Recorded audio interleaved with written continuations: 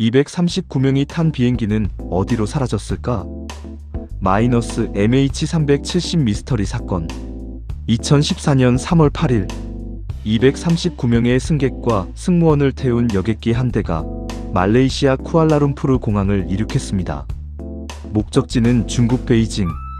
평범한 국제선 비행처럼 보였던 이 항공편은 이륙 후 몇 시간 뒤 세계 항공 역사상 가장 큰 미스터리 중 하나가 됩니다. 바로 말레이시아 항공 MH370편 실종 사건입니다.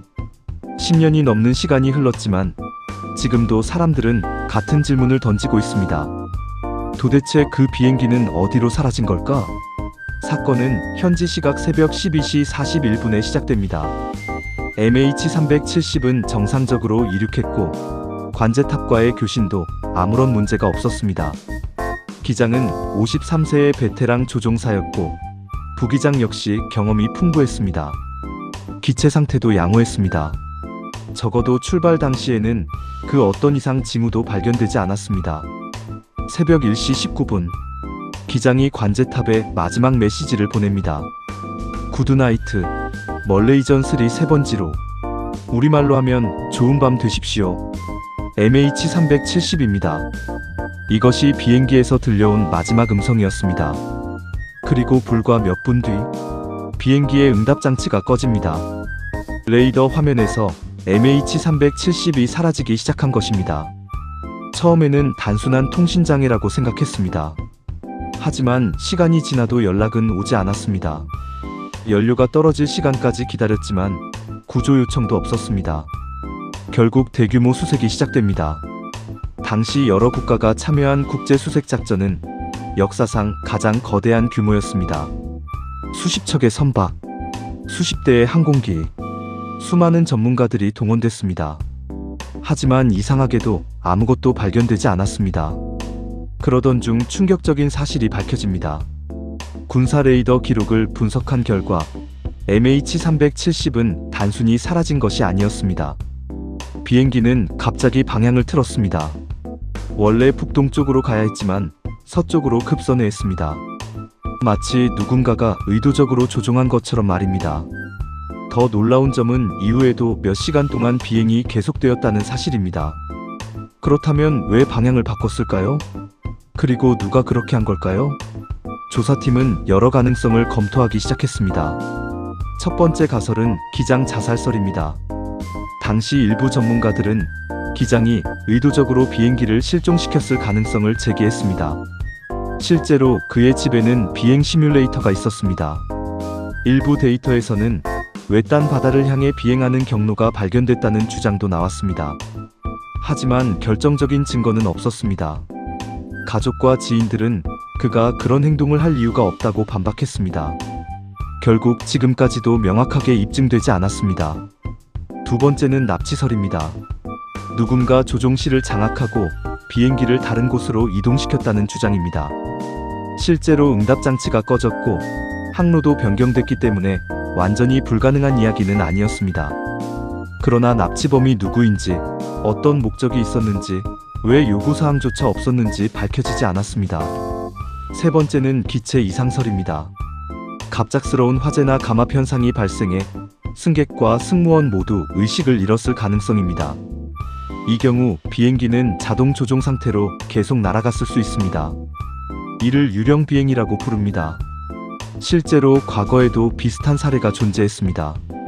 하지만 이 가설 역시 방향 전환 문제를 완벽하게 설명하지는 못했습니다. 수사가 난관에 빠진 가운데 또 하나의 중요한 단서가 등장합니다. 바로 위성 데이터입니다. 영국 위성통신회사는 비행기와 위성 사이에 오간 신호를 분석했습니다. 놀랍게도 MH370은 실종 이후에도 약 7시간 동안 신호를 주고받고 있었습니다. 이 신호를 통해 전문가들은 비행기가 남쪽 인도양 방향으로 이동했을 가능성이 높다고 판단했습니다. 문제는 그 지역이 너무 넓다는 것이었습니다. 바다는 끝없이 펼쳐져 있었고 수심은 수천 미터에 달했습니다. 수색은 사실상 바닷속에서 바늘을 찾는 것과 다름없었습니다. 이후 몇 년 동안 인도양 곳곳에서 잔해가 발견되기 시작합니다. 2015년 아프리카 동쪽에 위치한 섬에서 비행기 날개 일부가 발견됐습니다. 분석 결과 MH370의 부품으로 확인됐습니다. 이후에도 여러 조각들이 발견됐습니다. 이것은 비행기가 실제로 바다에 추락했다는 강력한 증거였습니다. 그러나 정작 가장 중요한 본체는 발견되지 않았습니다. 비행 기록 장치, 조종실 음성 기록 장치, 이른바 블랙박스 역시 찾지 못했습니다. 사람들은 점점 더 다양한 음모론을 만들어내기 시작했습니다. 외계인 납치설, 비밀 군사작전설, 특정 국가의 격추설, 심지어 차원 이동설까지 등장했습니다. 인터넷은 수많은 추측으로 가득 찼습니다. 하지만 현재까지 공식적으로 인정된 증거는 없습니다. 대부분은 단지 추측에 불과합니다. 수색 작업에는 수억 달러가 투입됐습니다. 수색 범위 역시 역사상 최대 규모였습니다. 그럼에도 불구하고 MH370의 정확한 위치는 확인되지 않았습니다. 많은 전문가들은 비행기가 남인도양 깊은 해저 어딘가에 있을 것이라고 추정합니다. 하지만 그곳은 너무 넓고 깊습니다. 현재 기술로도 완벽한 탐색이 쉽지 않습니다. MH370 사건이 특별한 이유는 단순히 비행기 한 대가 사라졌기 때문이 아닙니다. 오늘날 우리는 위성, GPS, 인터넷, 레이더로 연결된 시대에 살고 있습니다. 모든 것이 기록되는 세상입니다. 그런데 그런 시대의 길이 60m에 가까운 거대한 여객기가 흔적도 없이 사라진 것입니다. 239명의 사람들과 함께 말입니다. 사건 발생 후 10년이 넘는 시간이 흘렀습니다. 가족들은 아직도 답을 기다리고 있습니다. 왜 비행기는 방향을 바꿨는가? 조종실에서는 무슨 일이 있었는가? 그리고 MH370은 지금 어디에 있는가? 어쩌면 언젠가 심해 탐사가 발전해 진실이 밝혀질 수도 있습니다.